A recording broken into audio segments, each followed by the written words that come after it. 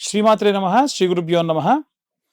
మే 15 నుండి 31 వరకు ద్వాదశ రాశుల వారికి కూడా గోచార రీత్యా విద్యార్థులకు, గృహిణులకు, వ్యాపారస్తులకు, రైతులకు, రాజకీయ నాయకులకు, వృద్ధాప్యంలో ఉన్న వారికి విడివిడిగా ఎలా ఉండబోతుంది, ఏ గ్రహ సంచారం వల్ల వీరికి ఇబ్బంది కలుగుతుంది అనేటువంటి విషయాల్ని ఇప్పుడు మనం తెలుసుకుందాం. కన్యా రాశి వారికి సంబంధించి మే 15 నుండి 31 వరకు ఎలా ఉండబోతుంది అనేటువంటి విషయాలు ఇప్పుడు తెలుసుకుందాం. విద్యార్థులకు సంబంధించి గ్రహగతులు అనుకూలంగా ఉన్నాయి. చదువు పట్ల ఏకాగ్రత పెరుగుతుంది.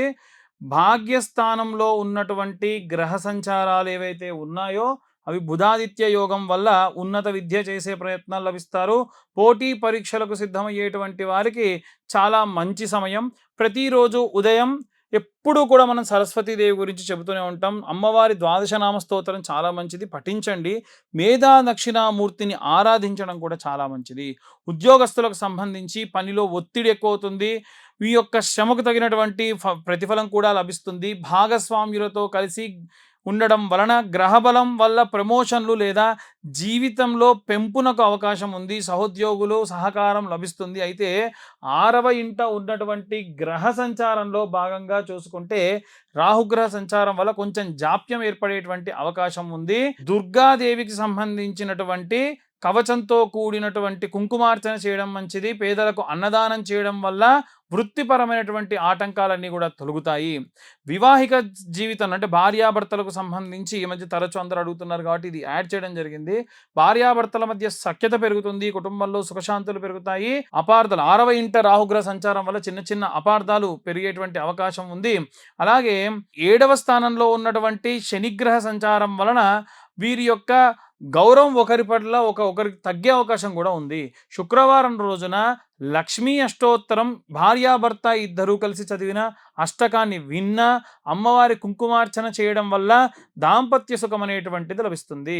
వివాహం కోసం ఎదురు చూస్తూ ఉండేటువంటి వారికి సంబంధించి వివాహ ప్రయత్నాలు ఫలిస్తాయి. భాగ్యస్థానంలో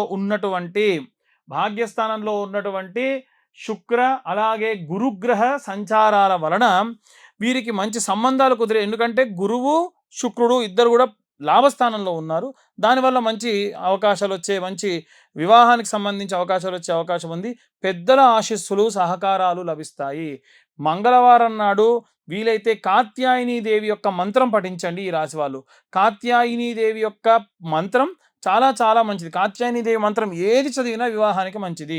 రైతులు వ్యవసాయ రంగంలో ఉన్నటువంటి వారికి ఈ కాలం చాలా అనుకూలంగా ఉంటుంది. మంచి దిగుబడి ఉంటుంది. పాత బకాయిలు వసూలవుతాయి. కొత్త భూమి లేదా వ్యవసాయ పరికరాలు కూడా కొనుగోలు చేస్తారు.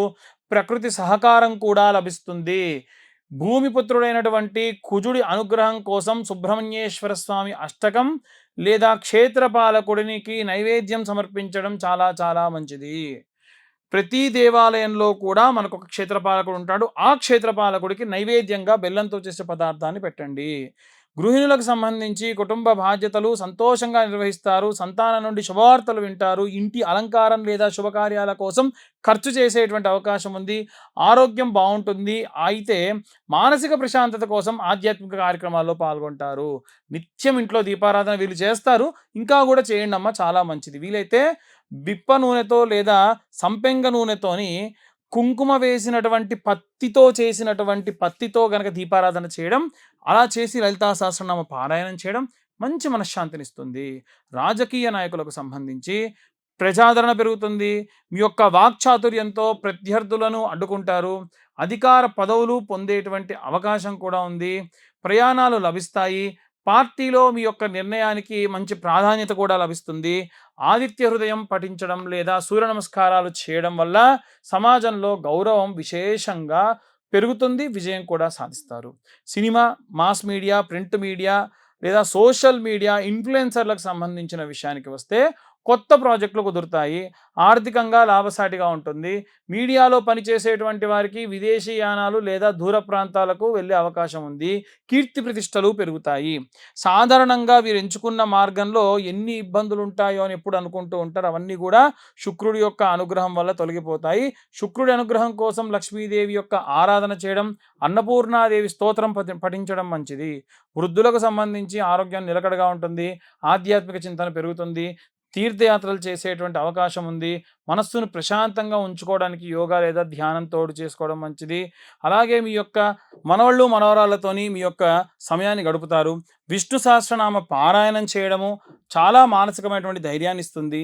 వీలైతే రామాలయంలో శ్రీరామ రామ రామేతి రమే రామే మనోరమే సహస్రనామ తత్తుల్యం రామనామ వరాననే అనేటువంటి మంత్రాన్ని కూడా చదవండి. విశేషమైనటువంటి శక్తిని, సత్ఫలాన్ని పొందండి. ఇక ఇక్కడ ఈ రాశి వారికి సంబంధించి ఉన్నటువంటి ప్రతికూల పరిస్థితులు తొలగాలి అంటే ఏ రెమెడీస్ తీసుకోవాలి, ఏ మంత్రం చదవాలనే విషయాన్ని ఇప్పుడు మనం తెలుసుకుందాం. ఇప్పటి వరకు ఈ రాశి వారికి సంబంధించి ఉన్నటువంటి ప్రతికూల పరిస్థితులు, అనుకూల పరిస్థితులు చెప్పుకున్నాం. మరి ఏ రెమెడీస్ చేయాలి, విద్యార్థులు ఏం చేయాలి, గృహిణులు ఏం చేయాలి, ఇలా మనం ఒక్కొక్కల గురించి మాట్లాడదాం. విద్యార్థులు ముఖ్యంగా చేయాల్సిన పని ఏంటంటే రోజు బ్రహ్మీ ముహూర్తంలో లేండి. వీలైతే మీద దక్షిణామూర్తి స్తోత్రం ఒకరోజు, గణపతి స్తోత్రం ఒకరోజు, లేదా వీలైతే హయగ్రీవుడి యొక్క స్తోత్రం ఇలా 11 సార్లు చదవండి. మీరు ఉదయాన్నే గణపతి దగ్గర గరక తెచ్చి పెట్టుకోండి. బుధవారం కానీ లేకుంటే ఇంకే రోజులో అయినా సరే, ప్రతిరోజు చేసినా మంచిదే. గరక తెచ్చి దానికి కట్టలా కట్టి 11 కట్టలు కట్టి లేదా 21 కట్టలు కట్టి ద్వాదశనామ స్తోత్రం లేదా ఏకాదశ నామ స్తోత్రం ఏదైతే ఉంటుందో ఆ నామాలన్నీ కూడా చెబుతూ స్వామివారి పాదాల దగ్గర పెట్టండి, ఫోటో దగ్గర పెట్టండి. సంకష్టి హోమాలు జరిగినప్పుడు అమ్మగారికో నాన్నగారికో తీసుకెళ్ళి హోమంలో లేకుంటే పూర్ణాహుతిలో వేయమనండి, చాలా మంచిది. ఒకటి. రెండోది, ఉద్యోగస్తులు ఎవరైతే ఉన్నారో ఉద్యోగస్తులు వీలైతే శనగల దండని దత్తాత్రేయ స్వామి దేవాలయంలో కానీ దక్షిణామూర్తి దేవాలయాల్లో ఆయన మెడలో వేయించండి. అది కూడా గురువారం నాడు మంచి గురుబలం పెరుగుతుంది. ఉద్యోగస్తులకు కావాల్సింది అదే. వివాహం కోసం ఎదురు చూస్తున్న వాళ్ళు కూడా ఇదే చేయాలి. వీలైతే మీ అమ్మా నాన్నతో చేయించండి. వివాహం కోసం ఎదురు చూస్తున్న వాళ్ళు గురువారం రోజు ఉదయం 7:20 నానబెట్టిన శనగలతో కూర్చున్నటువంటి శనగల దండని. అలాగే గురుగ్రహానికి సంబంధించి జపం కూడా చేయించుకోండి. ఈ యొక్క ఉద్యోగస్తులు అలాగే వివాహం కోసం చూస్తున్న వాళ్ళు, డైవర్స్ అయ్యి మళ్ళీ కలవాలనుకునే వాళ్ళు కూడా ఈ యొక్క రెమెడీ పాటించవచ్చు. అలాగే ఎవరైతే గృహిణులు ఉంటారో వారు నిత్యము కూడా శ్రీమాత్రే నమః అన్న పారాయణం చేయడము, గడపకు పసుపు పెట్టడం, రోజు స్నానం చేయకుండా ముందు స్లేపం చేయకండి. మీరు స్నానం చేసిన తర్వాతకే ఊడవడం కూడా చేయాలి. స్నానం చేయకుండా చీపురు పడితే కూడా జ్యేష్ఠాదేవికి నచ్చదు. ఏదో రకమైన నష్టము, లాస్ అనేది జరుగుతుంది. సింపుల్ పని కదా. లేవగానే కాలకృత్యాలు తీర్చుకొని స్నానం చేసిన తర్వాతకే ఇల్లు ఊడవండి, లేకుంటే అస్సలు మంచిది కాదు. మళ్ళీ చాలాసార్లు చెప్పాను, ఇప్పుడు చెప్తున్నా. గడప పూజించుకోండి, గడపకు పసుపు పెట్టుకోండి, దేవుడి దగ్గర దీపారాధన చేయండి. భార్యాభర్తల మధ్యలో గొడవ ఉంటే భర్తతోని ఎంత గొడవ ఉన్నా సరే తీసుకొచ్చి సాయంత్రం సమయంలో దీపారాధన చేయండి. ఆవు నెయ్యితో కానీ, విప్ప నూనెతో కానీ, సంపెంగ నూనెతో కానీ ఎర్రటి ఒత్తులుగా చేసి కుంకుమతో చేసినటువంటి ఎర్రటి ఒత్తులతో దీపారాధన చేస్తే మంచిది. అలాగే వ్యాపారస్తులు బుధవారం రోజు ఆవుకు గడ్డి, పచ్చి గడ్డి కనుక నైవేద్యంగా సమర్పించడం, అరటిపళ్ళు పెట్టడం, దాని ఆరోగ్యానికి సంబంధించిన వ్యాక్సిన్ వేయించడం కూడా చేస్తే ఉన్నత వ్యాపారాభివృద్ధి కలుగుతుంది. ఇవే కాకుండా ఇక ఎవరైనా సరే వివాహం కోసం చూస్తున్నటువంటి వాళ్ళు ఉంటే గనక కన్యాపాష్పతం, వరపాష్పతం లాంటి హోమాలు చేయడం జరుగుతుంది. కింద నా నెంబర్ ఉంటుంది, కావాలంటే నెంబర్ కాంటాక్ట్ చేయొచ్చు.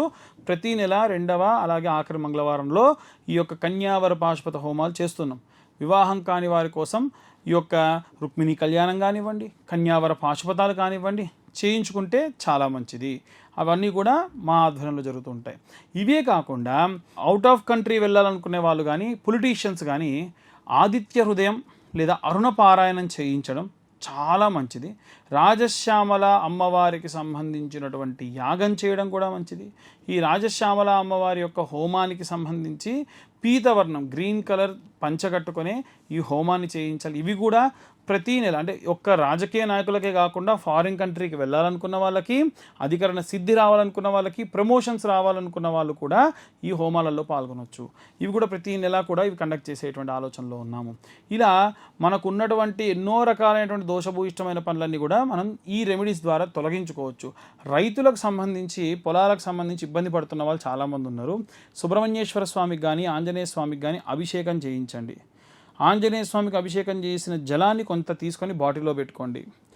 సుబ్రహ్మణ్యేశ్వర స్వామి అంటే జంటనాగులు, రావి చెట్టు వేప చెట్టు కింద జంటనాగులు ప్రతిష్ఠించుంటారు కదా, అక్కడ మీరు అభిషేకం చేసి ఆ పాలు నీళ్లు పడ్డ మట్టి ఉంటుంది కదా, ఆ మట్టి తీసుకొని ఆంజనేయ స్వామికి అభిషేకం చేసిన నీళ్లు ఈ మట్టి మీ పొలంలో చల్లుకోండి. నైరుతి మూలలో నిమ్మకాయ కోసి పెట్టండి, గుమ్మడికాయ కొట్టి పెట్టండి. బలి కుంకుమ పసుపులు వేయకూడదు, కేవలం కోసి అలా పెట్టాలంతే. దానివల్ల పంటకు ఏవైనా సరే చెడు దృష్టి దోషం అన్నీ కూడా పోతాయి. ఒకవేళ మీకు చాలా పెద్దగా ఉందనుకోండి, దాన్ని విడివిడిగా భాగాలు ఎకరం భాగాలుగా చేసుకొని ప్రతి ఎకరానికి కూడా ఈ నిమ్మకాయ జస్ట్ ఒక నిమ్మకాయ కోసి పెట్టండి.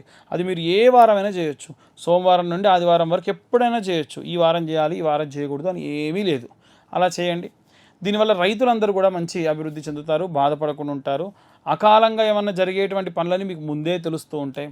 వృద్ధులు ఎవరైతే ఉంటారో వారందరికీ నేను పదే చెప్పాను, విష్ణు సహస్రనామ పారాయణం కానీ అలాగే వెంకటేశ్వర స్వామి యొక్క గోవింద నామాలు కానీ చదవడం మంచిది. భార్య భర్త ఇద్దరు కూడా కూర్చొని రోజు సాయంత్రం పూట ఏదో ఒక స్తోత్రం కలిసి చదవడం వల్ల విశేషమైనటువంటి లక్ష్మీ కటాక్షం కలుగుతుంది. డబ్బు కోసం ఇబ్బంది పడుతున్న వాళ్ళకు కూడా ఇబ్బందులన్నీ కూడా పోతాయి. ఇక ఇవన్నీ కూడా గోచార రీత్యా చెప్పేటువంటి విషయాలు మాత్రమే. ఇన్ డీటెయిల్గా జాతకం కావాలనుకున్న వాళ్ళు మీ పేరు, మీ date of birth, time, place కింద ఉన్న నెంబర్కి వాట్సాప్ చేస్తే డీటెయిల్డ్గా 60-70 పేజీల్లో జాతకం మీకు చాలా విపులంగా ఇవ్వడం, తర్వాత డీటెయిల్గా దాని గురించి మాట్లాడడం కూడా జరుగుతుంది. సర్వే జనా సుఖినో భవంతు. స్వస్తి.